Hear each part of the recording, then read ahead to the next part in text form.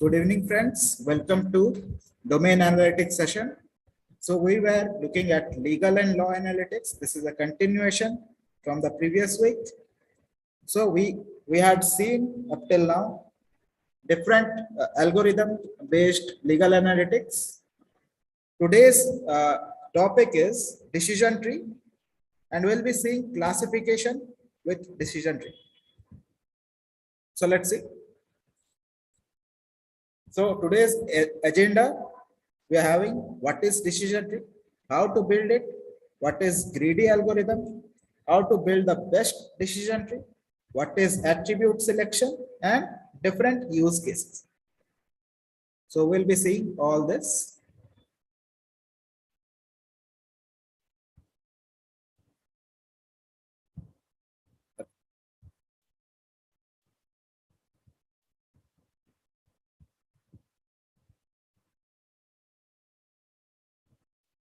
Okay, so what is a decision tree?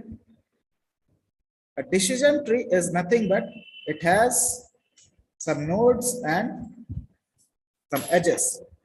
So each node is a decision that a person or this algorithm makes. Each node is a decision that this makes. So let's go through this. So each decision tree has a non-terminal nodes and terminal nodes. Okay, and these non-terminal nodes are used to make decisions. These are all decision nodes. They are used to make decisions on the local information they possess. Now these terminal nodes, on the other hand, these or leaf nodes as we call them, are the final decisions that are made after this local decisions have already been made. Now a path from root node to the leaf node will be known as classification rules. So these are the rules we are looking for. Which rules are the best rules? We will be looking for this. Now a decision tree consists of three types of node. First one is root node. Okay, first one is root node. Second one is decision node or branch node. It is also known as branch node.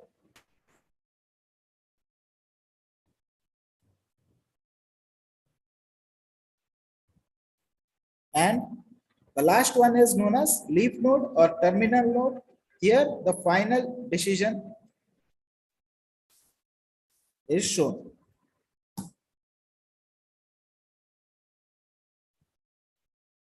Okay, final decision we will get here.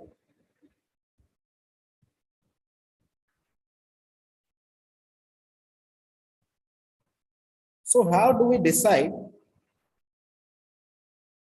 which node to be taken here or which decision to be taken here? We'll see that.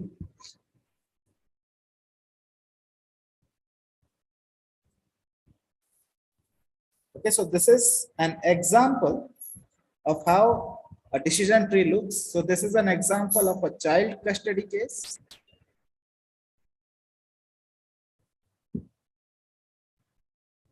So here we see who will take the physical custody of the child and who will take the legal custody. Physical custody means this child will live with whoever has the physical custody, and legal custody will be for the decisions pertaining to child well-being will be taken by which of the parents. Okay, this may be parents or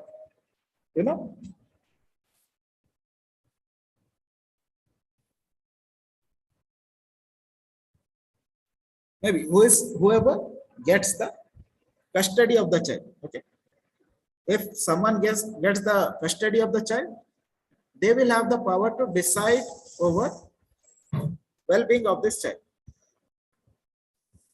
Okay, now both this legal and physical may be having joint or sole parent as their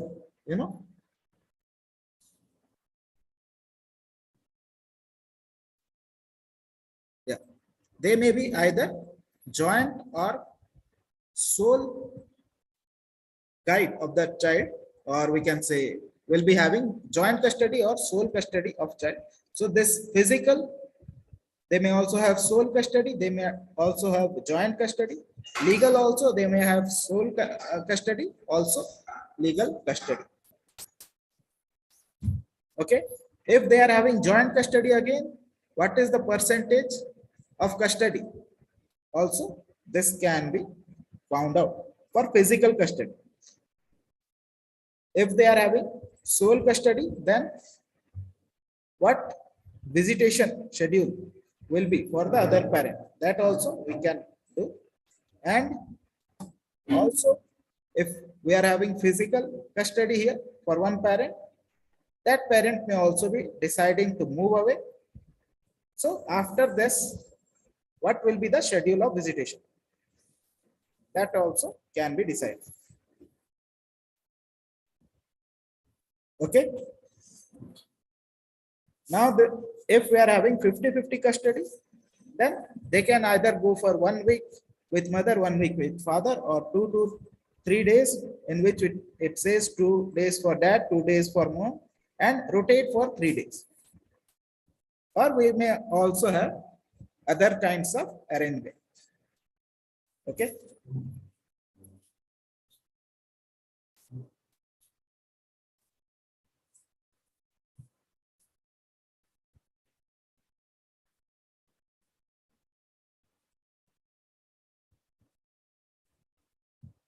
Next.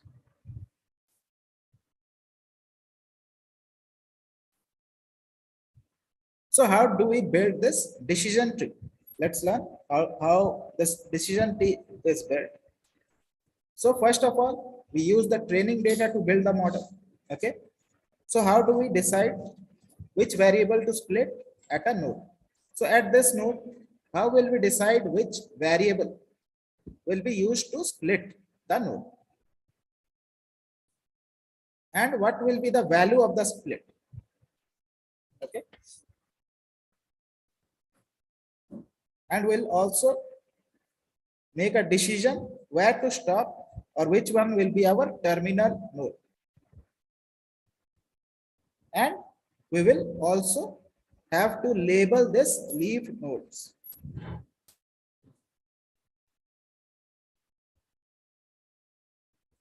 Okay, let's see the next.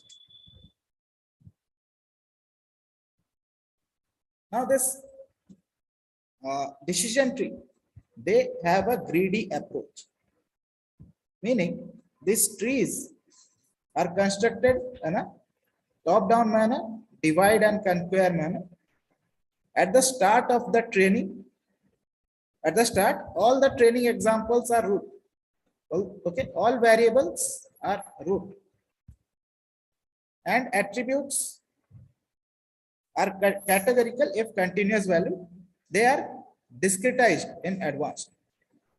Okay, attributes should be all categorical. If they are continuous, we will discretize them in advance. Now the input data is partitioned recursively based on selected attributes. Based on selected attributes, they will be partitioned. And test attributes at each nodes are selected on the basis of heuristic or some statistical measure like information gain. Okay, this might be information gain or Gini index. Okay, now how to stop partitioning? When to stop partitioning? When all samples in a given node. So here, beyond this, all samples are belonging to the same class. Then we will stop. Or there are no remaining attributes. There are no more variables to partition. Okay. In this case, we will apply majority voting to classify the leaf. Or there are no samples left. Then also we will stop. So these three are the stopping criteria.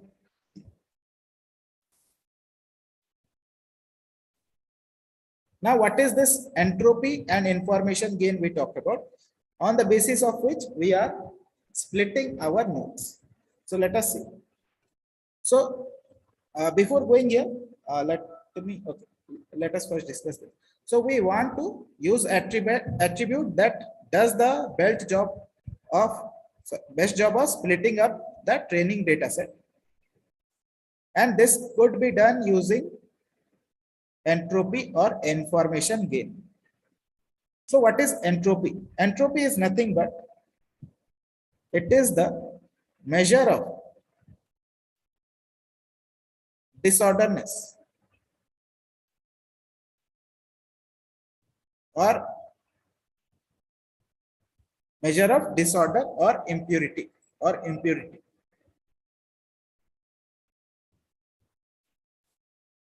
Okay, so we will find this entropy of the output values of a training of a set of training instances.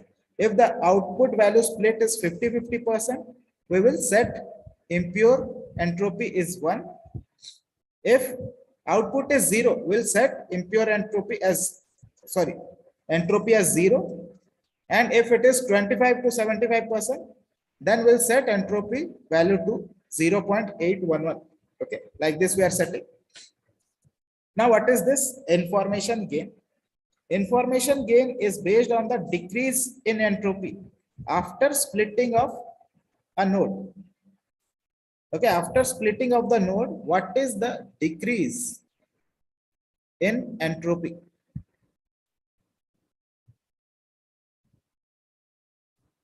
Okay, so constructing a decision tree is about finding the attributes that returns highest information gain.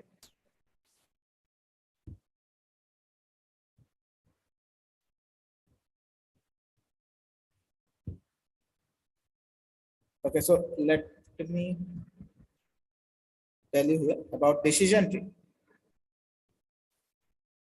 So at decision tree, we have various nodes. Okay, so from this we will choose, first of all, we'll choose a root node. How to choose a root node? So we'll find the node with highest information gain.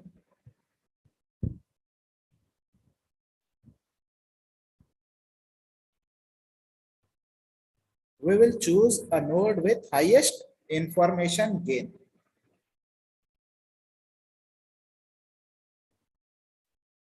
Okay, once this node has been chosen, the node with the highest information gain, we will start splitting it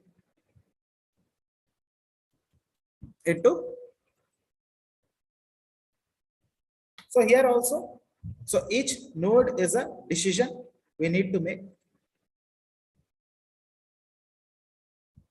So based on this decision, we'll go to the next node. This next node is also a decision we need to make. Okay, here also some attribute will be selected who has the next highest information gain.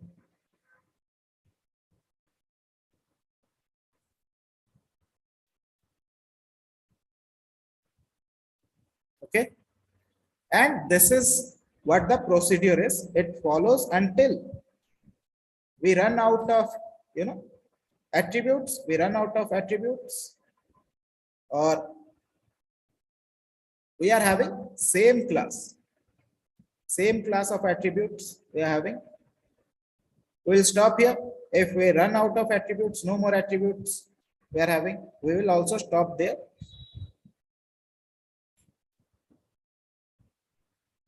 So these are the methods of creating a decision tree.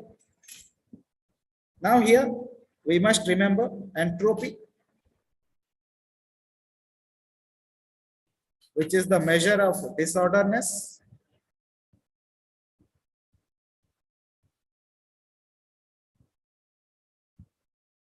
Or impurity.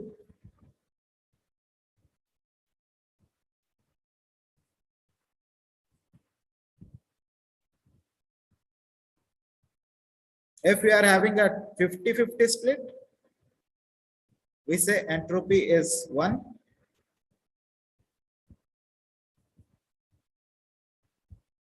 So we can see that this here. Let me show you. Okay, 50-50 split. Then entropy is 1. If 0-100%, if you are having, if split is 0-100%, entropy here is no entropy, 0 entropy. And if we are having 25%, 75% split, entropy in this case will be 0.811. Based on calculation, it will be coming to 0.811. Okay.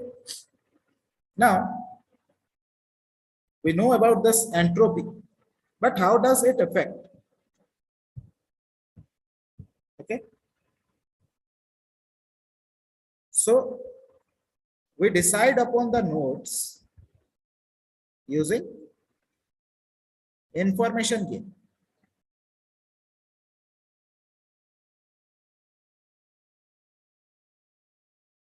So what is this information gain and what is its relation to entropy? Let us see.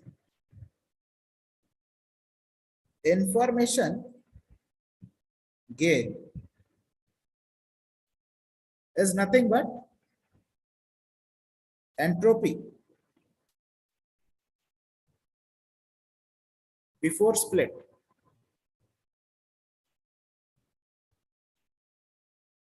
minus entropy after split. So entropy before split minus entropy after split is the information gain. So we first calculate the entropy before the split, then we calculate entropy after the split, we subtract them and we get the information gain. Now how to decide which variable to take as the node? So whichever node will have highest information gain,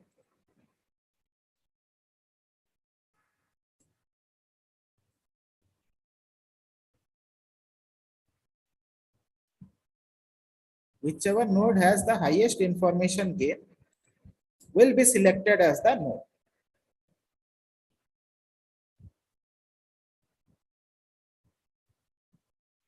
Okay. So let's see.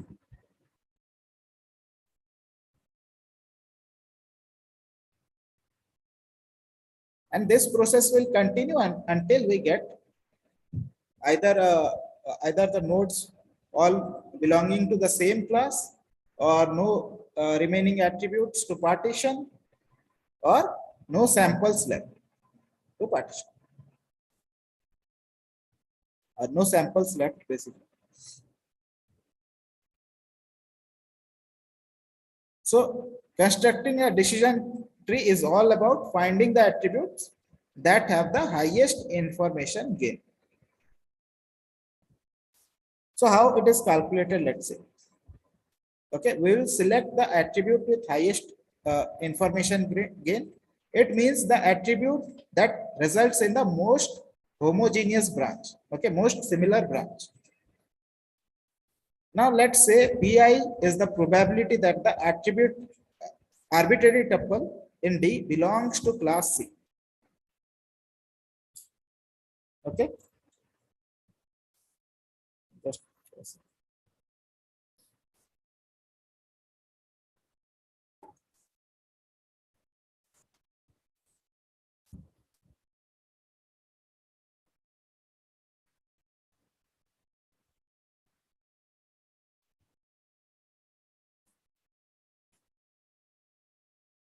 yeah. Let P be the probability of a tuple in D that belongs to a class C. Okay, so we can say for class C, we are having a tuple D.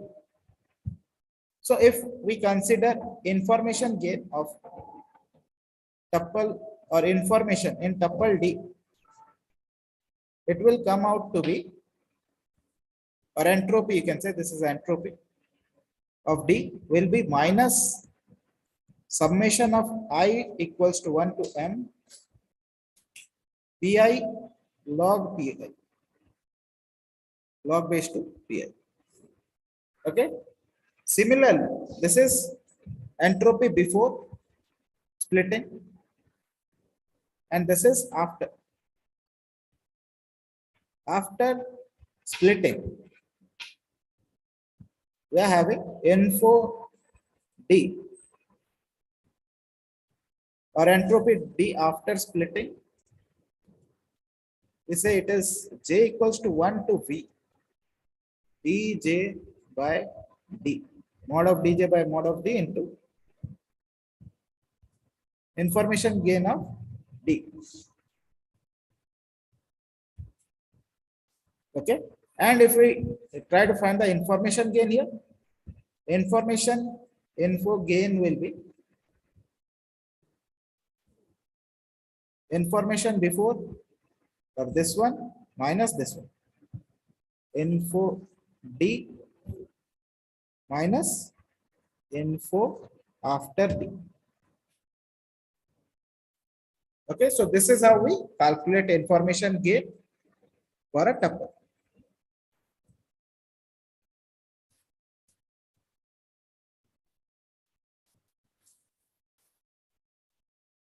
Okay, so let us see what are the advantages and disadvantages of a decision tree. So let's first talk about advantages. So if we compare other algorithms with decision tree, this decision tree requires very less data for data preparation.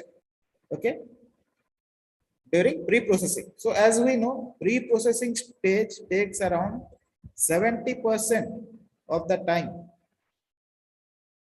Okay, now this, if we will require less effort or less time in data pre-processing step, this time is reduced. Okay, next, a decision tree requires, does not require normalization of data. Okay, even if the data is unscaled, data is not having same scale. Okay, it doesn't affect the output of a decision tree. If you scale the data or you keep it without any scale, okay, it will not affect the output of the data for a decision tree model. Now this decision tree does not require scaling of the data. So as I said, normalization is not required, scaling is also not required. Same thing we can say. Now missing value in data also do not affect the process of building a decision tree. Even if we are having missing value in our data, missing value in data also doesn't affect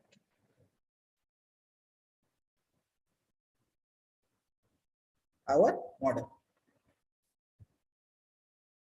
And this decision tree model is very intuitive and it is very easy to explain to technical teams.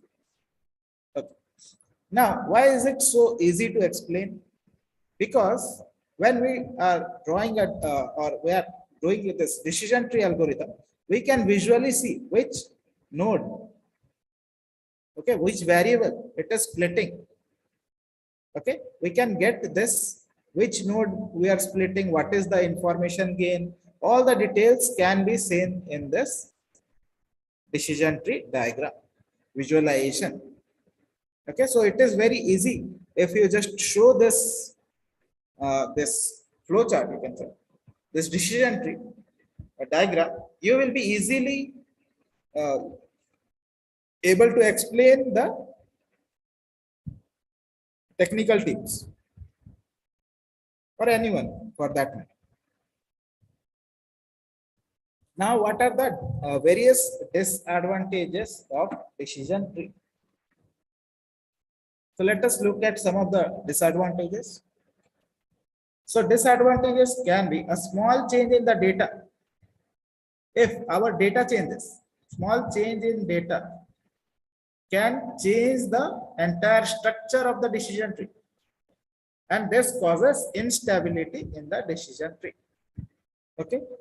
And for a decision tree, sometimes calculation can be very complex compared to other.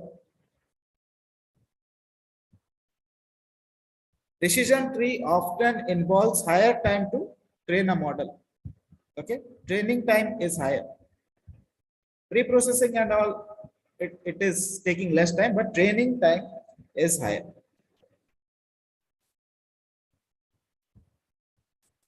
Okay, decision tree training is relatively expensive as the complexity and time taken are more.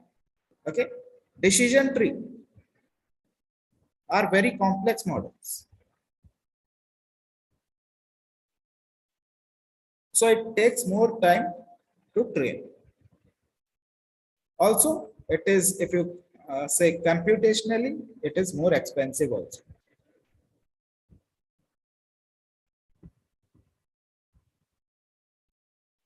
You can say it is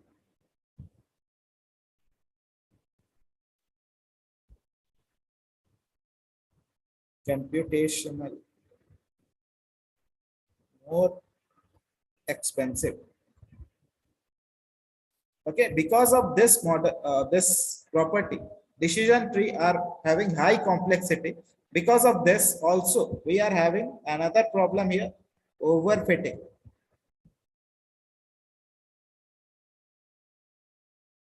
Okay, because of high complexity of the model, it generally overfits. Okay, so this is also a big issue. For this, we then have to do hyperparameter tuning.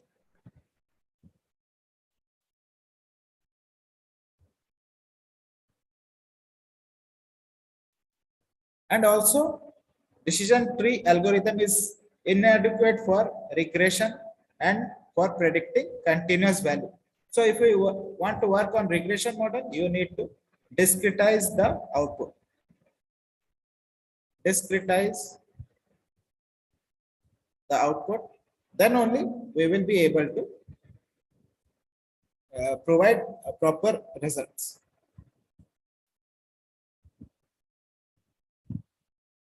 Now let's talk about some of the use cases. Okay, this use case is how this defendant's decision affects the jury's decision. Okay, so here we can see we are having two nodes here. So this is the root node. It starts with a defendant's decision. So if defendant accepts plaintiff settlement demand, then directly pay the money. But if there is a litigation, okay, defendant doesn't agree to the settlement, so then it goes here. Then the jury will give its decision whether the defendant was negligent or defendant was not negligent. If defendant was not negligent, so there will be no payment. Okay, but if defendant was negligent, again, if we find that this is the case, okay, then again we will see what was the cause of injury or for plaintiff. Okay, if jury finds that the cause of plaintiff's injury was defendant being negligent, okay, we'll go here. But if that was not the case, then also there will be no payment. Okay, no fine for the defendant. Okay, now that we find that plaintiff's the defendant's negligent caused the injuries in plaintiff. Okay, then we'll see what was the percentage of damage. If it was very high damage, okay, then $4.5 million will be paid. If there were they were medium damage, it is $2.5 million, and if there were only low damages, then $1 million. So that is the same as the settlement amount. So if this is the case, it is better to go for settlement than drag this long and give 4.5 million. Okay, but here we can see the probability of this happening will also come with each decision. The probability of this happening. So the highest probability is this. Defendant was not negligent. If this is the case, we will get this result. Zero payment. Okay.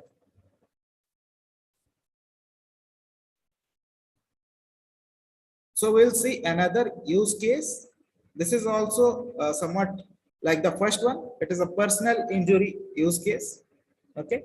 So here we are illustrating this graphical analysis for all possible outcomes. Okay. So the first we can see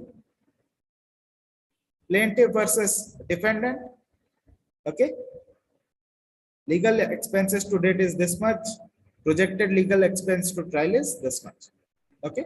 So we will see if there is no liability. Okay. Defendant is not liable for its for this plaintiff's injury. Okay. So there will be no payment. Case will be zero. But there, if we found that there is some liability. Okay, there is some liability of the defendant. So then again we will see if means what is the percentage of liability, that we will see. Also we will see if plaintiff is also partially responsible or not, or if some other third party is involved in this. Okay, we will see that and accordingly decide according to the liability what will be the damages or fees or fine, whatever we call this, will be paid. If there is 50% liability, $3 lakh will be paid, or as we call this, $300,000 will be paid. If there is, if this plaintiff is able to prove that, defense is able to prove that this plaintiff is 100% liable, he will have to pay 600,000 fine. If plaintiff, okay, he can prove 100% liable defenses, so they will have to provide $1 million. Otherwise, $500,000. Okay, so this was another use case. Now, what are the deciding factors in sex offender? This is another use case we saw. So here we are seeing classification and regression tree analysis of 624 convicted sex offenders. Okay, and what are the factors which affect? So here we'll be seeing personality, criminal career, what is the relation with the victims. Okay, we'll be seeing all this. Okay, so let us go to this decision tree.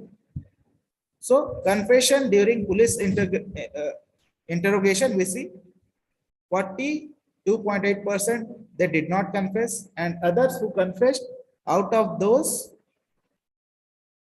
we are having, so basically 43% did not confess, 57% people confessed.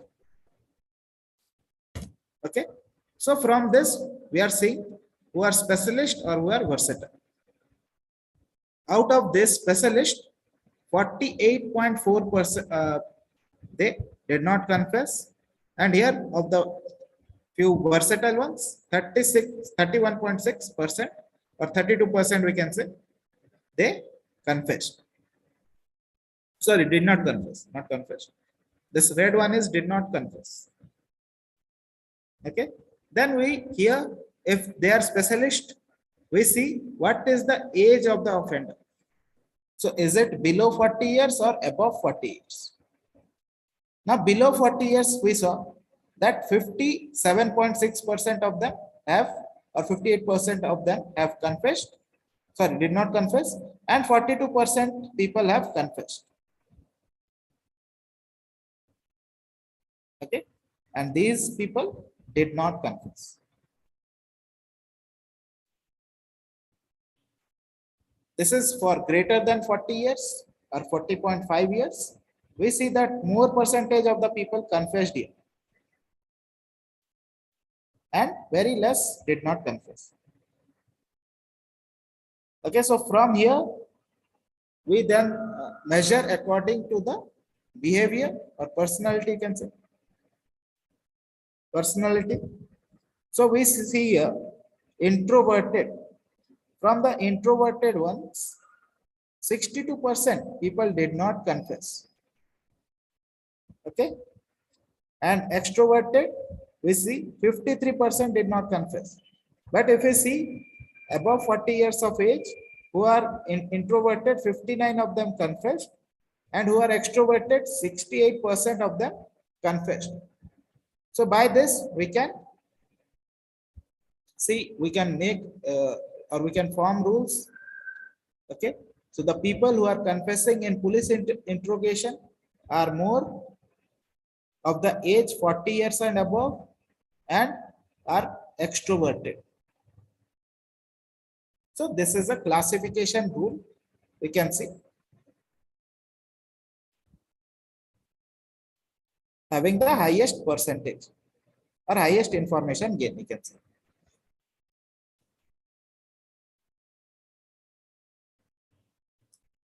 Now also, this is a fourth use case we'll be discussing. So this is a result of semi-structured data pre-processing and analysis of Russian code decisions. So almost 30 million code decisions this is based on, and it is using distributed cluster computing and machine learning to make this decision. So as you know, this is a very heavy, or we can say very computationally expensive. So we are using cluster computing framework to find this.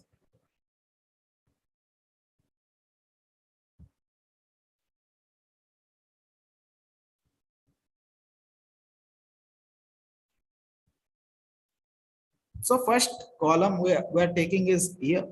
What was the year? Okay. So from this, we have two more. Okay.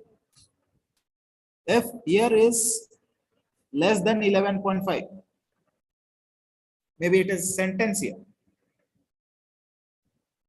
So what are the sizes of penalty? Okay. If it is less than 53,697. Okay. If it is less than that, then we again check if it is less than 7,500 or not. So here we are checking 53,000. Here we are checking 7,500. If it is less than 7,500, okay. So we are checking for the aggravating circumstance, and based on that we are having two leaf nodes here. If the size of penalty is more than 7,500, so we check if it is less than 10,500 or not. Based on this also we are making two decisions, leaf nodes we are creating. Okay. Now if it is greater than this 53,000, so again we check the extenuating circumstances here. If it is less than 0.5 or not, if it is less than 0.5, again we check the year. If it is less than 10.5, if it is less than 10.5, we are coming up with a solution. If it is more than 10.5, we are coming up with another solution. More than 10.5 means 10.5 to 11.5. because that is what we are taking here. We're taking if year is less than 11.5, then we go here.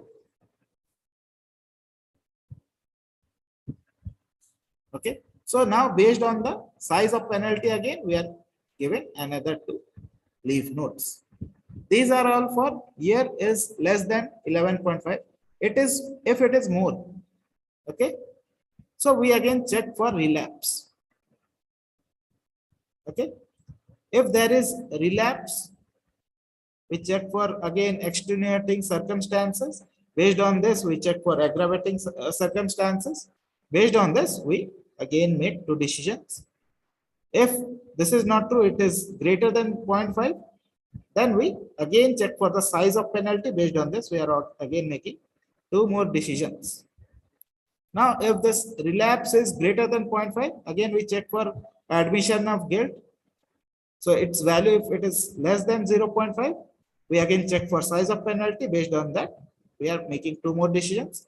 If this is greater than 0.5, we again check for size of penalty. Okay, and based on that, we are making two more decisions. So this is the whole structure of this Russian court decisions. So it was almost about 30 million decisions on which this decision tree was built. Okay, so next we'll be seeing the codes. So let's move to the codes.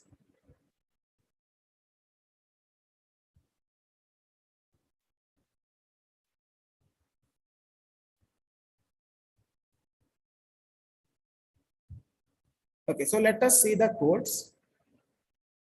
So I'm importing some of the major libraries like Matplotlib, NumPy, Pandas, Seaborn, Folium. Okay, we are also taking up train test split from sklearn model selection. We are also taking precision score, recall score, confusion matrix, classification report, accuracy score, F1 score from sklearn metrics. And also we are importing decision tree classifier. And for classification report, displaying of classification report, we are also importing classification report from the yellow brick library. And this data is based on Chicago crimes. So we had seen earlier, we had done on this KNN, K nearest neighbor classifier we used on this data. So today we'll be using decision tree and we'll see what are the results. So with KNN, we did not get good results. It was around 25% accuracy we got. So this is a, you can say very bad accuracy we are getting it. So we'll see, is there any improvement with decision tree? So we'll see this.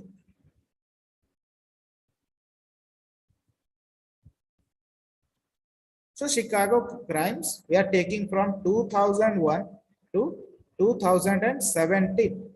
Okay, these many years data we are having, and we'll be doing on all of this data.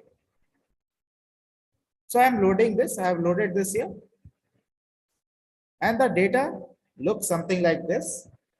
Okay, so there are some columns. There is an unnamed column. There is ID, case number, date, block, IUCR, primary type, description. Okay, primary type is giving us all the types of this crime we are having. So we will be working on this. This is what our output value is. Okay. Next, we will just drop all the attributes which we think is irrelevant. So we think these are all irrelevant. We'll drop them, like unnamed 0, ID, case number, IUCR, XY coordinate, location. So we think that these are not required. So we'll delete this. Okay, basically these are irrelevant columns for modeling. We are dropping this. Also, I am dropping all the null values. Null values, whatever we are having, that also I'm dropping.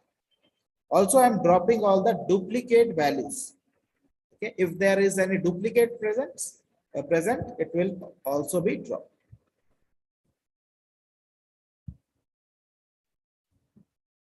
Next, I am changing this date to date time. Okay, and from this date time also, I'm extracting year, month, day, hour, minute, second. Every day data I'm extracting, and I'm deleting all the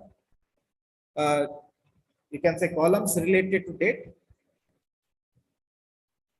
Okay, so this is after doing all those. This is how my data looks like. Okay. From this data, we have sampled around 1 lakh record. Okay, we'll be working on 1 lakh record, randomly sampled data.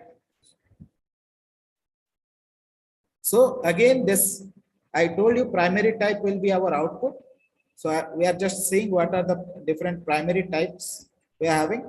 We are having data like assault, battery, criminal damage, weapons violation, other offense. Okay, so different kind of violations we are having here. So now we will just take all those here, all the cases or all the primary type which is a crime type. Okay, which is not a crime type, we will not take. So we can see here there are some non-crime types like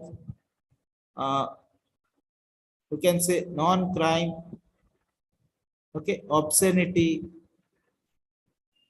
non-criminal,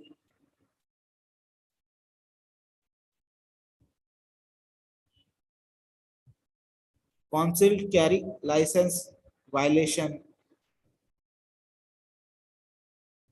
okay, public indecency. So like this, whichever is not a real case, we will just ignore those. So I'm dropping all those rows having these kind of data.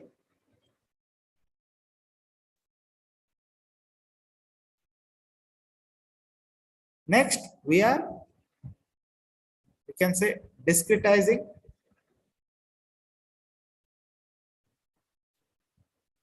the output or primary type.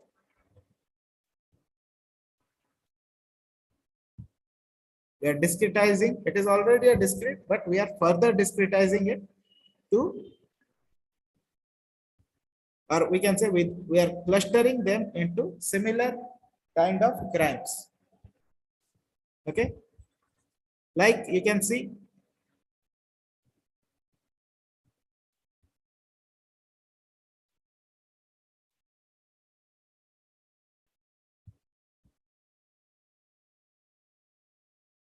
all these crimes, we are mapping it to these values: theft, theft, theft, theft, assault, assault, assault, assault. So first 4 are theft. So basically motor vehicle theft, theft, robbery, burglary. If we are having these all, we will call them all as theft. Assault, prostitution, battery, criminal sexual assault, sex offense, intimidation, these will all fall under assault. Okay, like this we are grouping all the crimes according to their type. Okay, once this is done, we will also get a second type. Okay, now based on this, we are again drawing some bar charts to see which crimes are done more. Like here we can see theft is more, battery is second. Like this we are having. Similarly on type we are doing. This is on type. So after merging some data together, we see still theft is the largest, assault is second largest. Okay. Now I am saying what are the different unique values of type. So this we have already said. So we already know what are the different unique values of type. It is assault, criminal damage, other offenses, theft, and narcotics. Okay. Also, we are checking for the primary type. So you can see here it is assault, battery, criminal damage, weapons violation, all the cases, criminal cases we can say. Okay, now we are factorizing the type data into a numerical factor like 0, 1, 2, 3, 4, 5. So basically 0, 1, 2, 3, 4, and 5. Okay, these values are converted. Okay. Similarly, we are also factorizing minutes. So whatever minute unique values were there, all will be factorized like this. Latitude, longitude also, we are factorizing. So basically all the discrete we are converting into numerical form. Then we are just finding if there is any correlation present within the data. Okay. So we see correlation type is 1. Type has correlation of 1.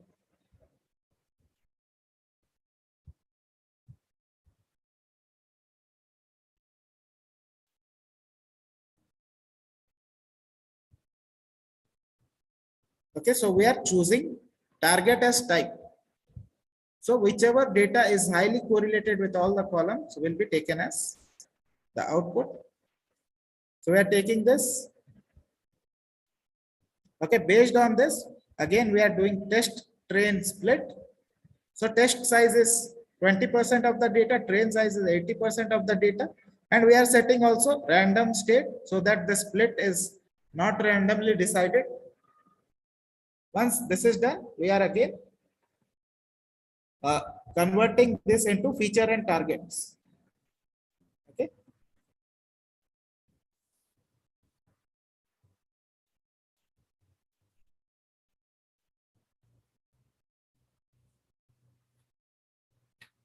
So we are printing here feature set used, target set used. So which are the feature set we are used? What is the target set we have used? And based on this, what we are also showing you the shape of this. So we are using latitude, longitude, and minute as the feature set input, and as output we are taking type. So based on location, what is the type of you can say disturbance or criminal activity one is doing, that we are trying to find using decision tree. Okay.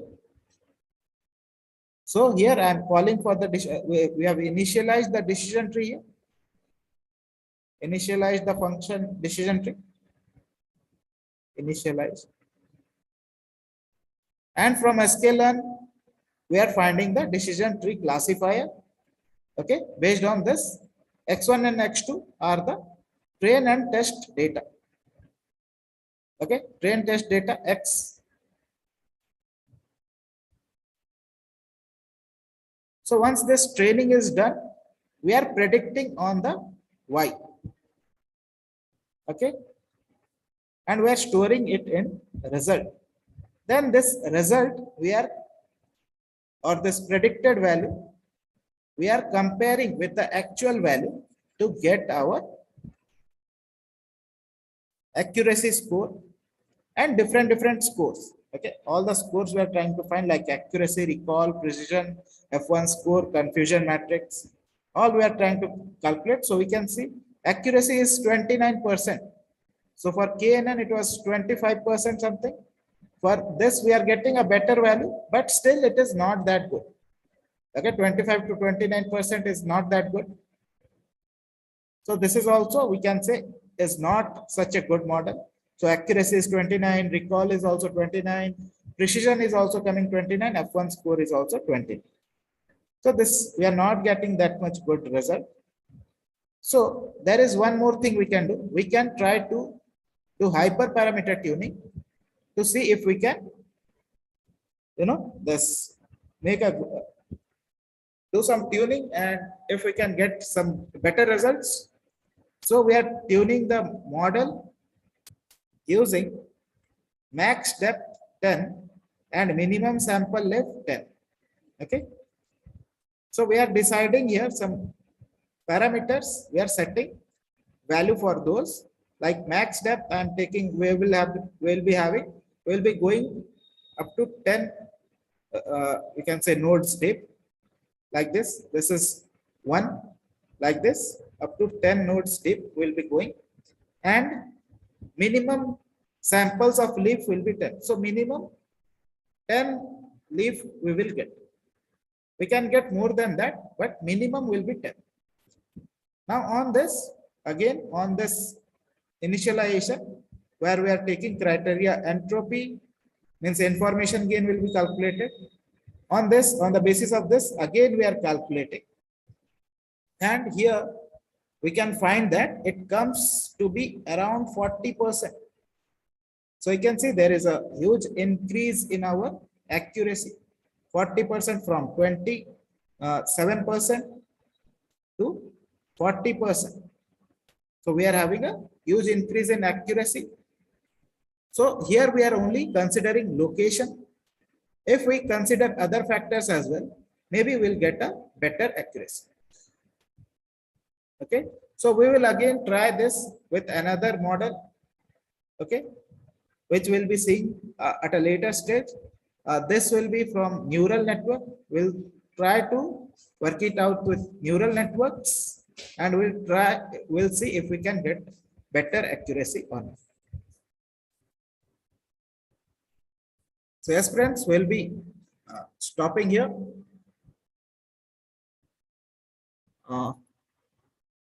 Thank you, everyone, and we'll meet again tomorrow. Yeah.